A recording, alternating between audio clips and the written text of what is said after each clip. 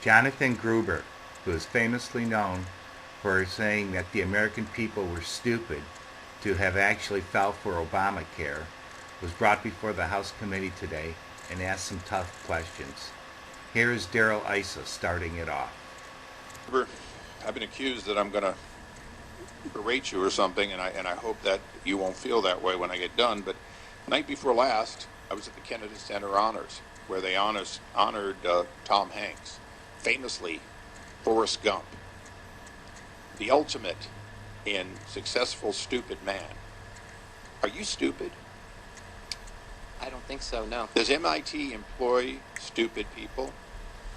Not to my knowledge. Okay, so you're a smart man who said some, as the ranking member said, some really stupid things, and you said the same. Is that correct? The comments I made were really inexcusable. Okay, and I'll leave aside the political observations, but you did say in in the video we played, and everyone else has seen, I think, parts of it, but you did say that in fact, if people knew the whole truth, they wouldn't have voted for this. That in fact, the direction you were going, the reality, and specifically, I want to talk, because Mr. Goldman's a poster child for this. He has a silver plan that is relatively inexpensive. If it was subsidized, it'd be even cheaper. But the shifting of some people to pay more than they previously did, because remember, healthcare went up in price. So for Mr. Goldman to get a reduction, somebody else got not only an increase, but an increase to offset his decrease. That was what you were talking about.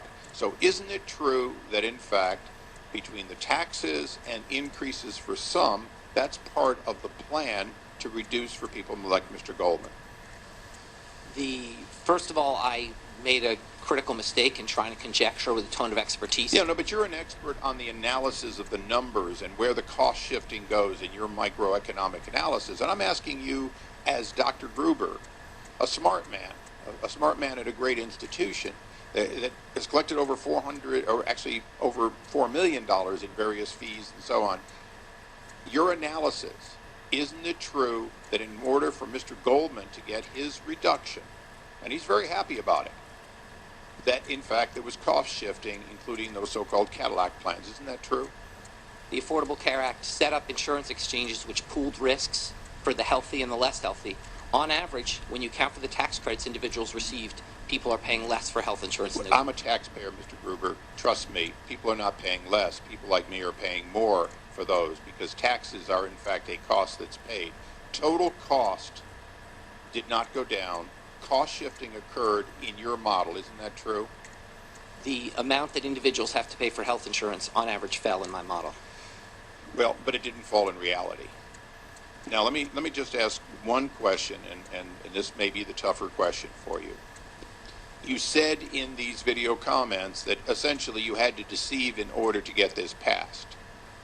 Your models, the $4 million plus that you and MIT received, including hundreds of thousands of dollars personally, to develop and to provide those models, if deception was part of the process by your own statements, why should we believe your analysis? Why should we not demand to go into the microeconomic analysis and find out whether, in fact, the $4 million in services you delivered were accurate or whether the books were cooked?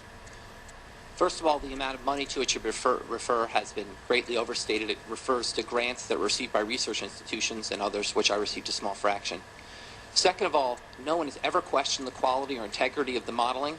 The fact I made... Mr. Gruber, I'm questioning it in light of your statements, and that's why I'm asking. Shouldn't we question or at least have independent analysis of the numbers you delivered before, actually to Massachusetts for that matter too, but to the federal government based on your statements that in fact if people knew the truth they wouldn't, and that there was a deception in your own thing? And it's all I want to go to the ranking member, but is there any reason that you would not approve the idea that there should be independent validation of the numbers you used in light of the statements that we've seen you made?